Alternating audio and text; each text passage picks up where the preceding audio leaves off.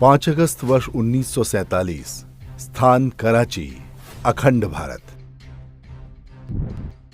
भारत की स्वतंत्रता और पाकिस्तान के जन्म से ठीक 10 दिन पहले कराची में आयोजित एक विशाल जनसभा 1 लाख से अधिक हिंदू राष्ट्रीय स्वयंसेवक संघ के गणवेश में एकत्रित हुए थे। सभा में कई ऐसे लोग भी थे जिनकी आंखें खुल चुकी थीं कि स्वतंत्रता के नाम पर कांग्रेस ने उनके साथ कितना बड़ा विश्वासघात किया है। सफेद धोती कुर्ता पहने एक दुबला पतला व्यक्ति सभा को संबोधित करने के लिए खड़ा हुआ। नाम था माधवराव सदाशिवराव गोलवलकर। लोग उन्हें गुरुजी कहते थे। गुरु गोलवलकर,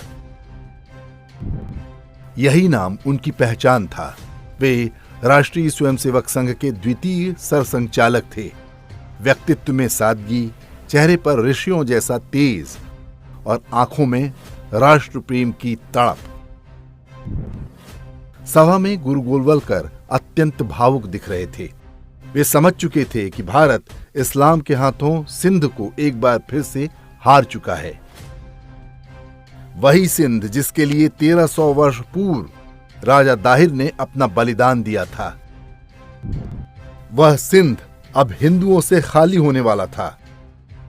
सिंध पर भले ही लंबे समय तक इस्लामी आक्रमणकारियों का अधिकार रहा था, लेकिन वहां की आधी जनसंख्या अब भी सनातन धर्म को मानती थी। उन्हें विश्वास था कांग्रेस और महात्मा गांधी की सेक्युलरिज्म की नीति पर, लेकिन बदले में उन्हें पाकिस्तान मिला। सिंध ही नहीं, पंजाब और बलूचिस्तान समेत पूरा पश्चिमी क्षेत्र पाकिस्तान के हिस्से में आया था। सहस्त्रों मंदिर और गुरुद्वारे अपने विध्वंस की प्रतीक्षा में थे। जो कथित रूप से देश और हिंदुओं के हितैषी थे, वे मौन व्रत धारण कर चुके थे। गुरु गोलवलकर ने कहा, हमारी मातृभूमि पर विपदा आ गई है। भारत का विभाजन एक पाप है और जो उसके उत्तरदायी हैं, उन्हें भावी पीढ़ियां कभी क्षमा नहीं करेंगी। ये विभाजन अप्राकृतिक है। इसे एक न एक दिन निरस्त करना होगा। गुरु गोलवलकर 19 फरवरी वर्ष 1906 को महाराष्ट्र के रामटेक में जन्मे थे। माता पिता ने उनका नाम भगवान कृष्ण के नाम पर माधव रखा। वे उनकी 9वीं और एकमात्र जीवित संतान थे। गुरु गोलवलकर ने काशी हिंदू विश्वविद्यालय से विज्ञान में स्नातक और स्नातकोत्तर शिक्षा प्राप्त की। बाद में कुछ समय तक उन्होंने वहीं अध्यापन कार्य भी किया। छात्रों के बीच वे गुरुजी नाम से लोकप्रिय हो चुके थे। विश्वविद्यालय के संस्थापक मदन मोहन मालवीय का गुरु गोलवलकर के जीवन पर बहुत गहरा प्रभाव पड़ा। यहीं पर वे राष्ट्रीय स्वयंसेवक संघ के संपर्क में आए। आज हिंदुत्व और राष्ट्रवाद की विचारधारा का जो प्रसार पूरे देश में हो रहा है, उसकी उर्वर भूमि तैयार करने वाले गुरु गोलवलकर ही थे। गुरु गोलवलकर कभी किसी बड़े शासकीय पद पर नहीं रहे, लेकिन स्वतंत्र भारत के एकीकरण में उनकी भूमिका अत्यंत महत्वपूर्ण थी। जम्मू कश्मीर के भारत में विलय का प्रश्न आया, तब गृहमंत्री सरदार पटेल ने सबसे पहले उन्हें याद किया। सरदार पटेल के ही कहने पर गुरु गोलवलकर कश्मीर के राजा हरि सिंह से मिले, उन्हें भारत में विलय के लिए सहमत कराया।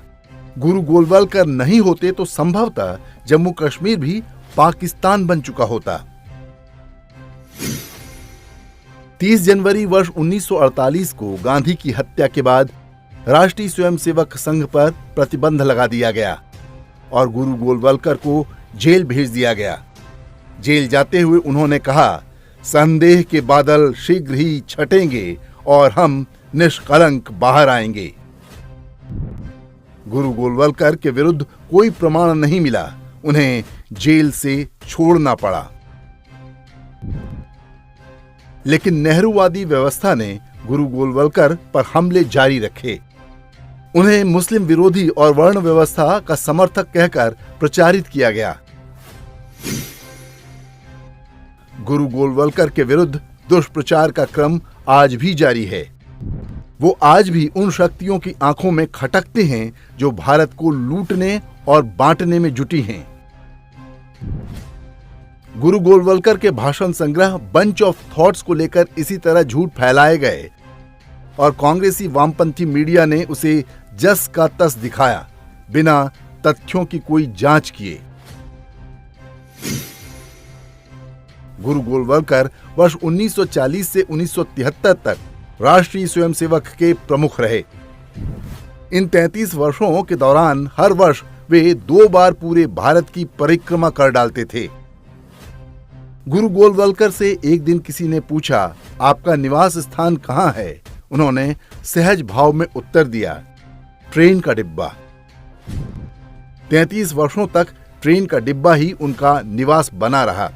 इस दौरान उन्हें कैंसर हो गया, फिर भी वे रुके नहीं। उनकी यात्राएं अविराम चलती रहीं।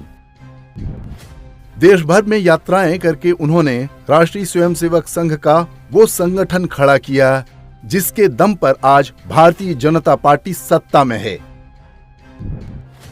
गुरु गोलवलकर ने ही संघ के अंदर ऐसे ढेरों अनुषांगिक संगठन खड़े किए जो आज अलग अलग क्षेत्रों में अपना काम कर रहे हैं।